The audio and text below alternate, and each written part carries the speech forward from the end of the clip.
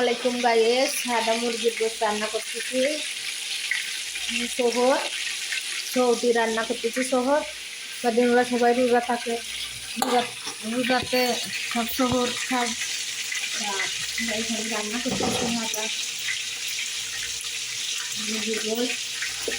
আজকে ঘোড়ার গোশত খাচ্ছে, আজকে মুরগির গোশত খাচ্ছে। সাদা জিরে আর ধুলে আস্ত ধুলে আস্ত জিরে,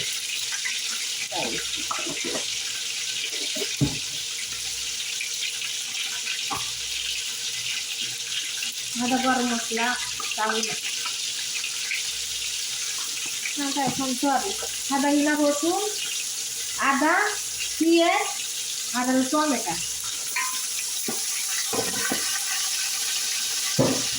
সাদা ধুলে ধুলে খাতা দিয়েছিলাম। আসসালামু আলাইকুম গাইস, কেমন আছেন? সবাই ভালো আছেন, সুস্থ আছেন?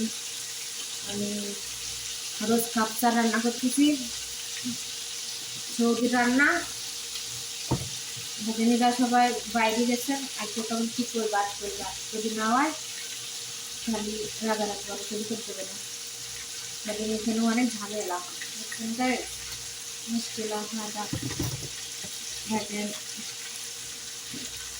একবার করলো ভাত, সাদা ভাত রাখাও খাবে, এখন খেতে না সাদা ভাত খাবো না, এখন রান্না করো রোজ কাপসা সাদা জিরের গুঁড়ো গাই। এখানে কি করবো, এখানে রোজ কাপসা সৌদি রান্না।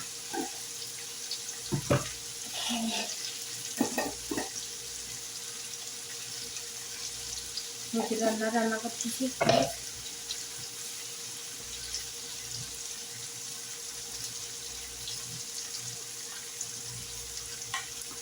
ঝাল খাই না, এবার আমার একদিকটা ভালো আছে, ঝাল খাই না আমি, সব ধরনের মশলা দিই খাই অল্প অল্প করে। সাদা টমেটো খাল্লাতে দিছিলাম, তারপর দিলাম হাতটা লেগে বলছে সাদা নুমান নুমান খুয়াইয়া যেত মুখ একটু ভালো লাগে, রোজা খেয়ে তো খাতে পারে না।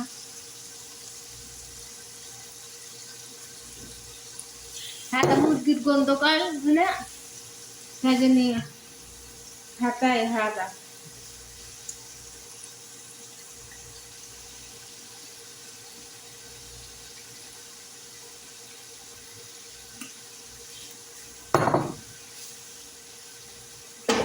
গাইস, আশা করি ভালো আছেন, সুস্থ আছেন।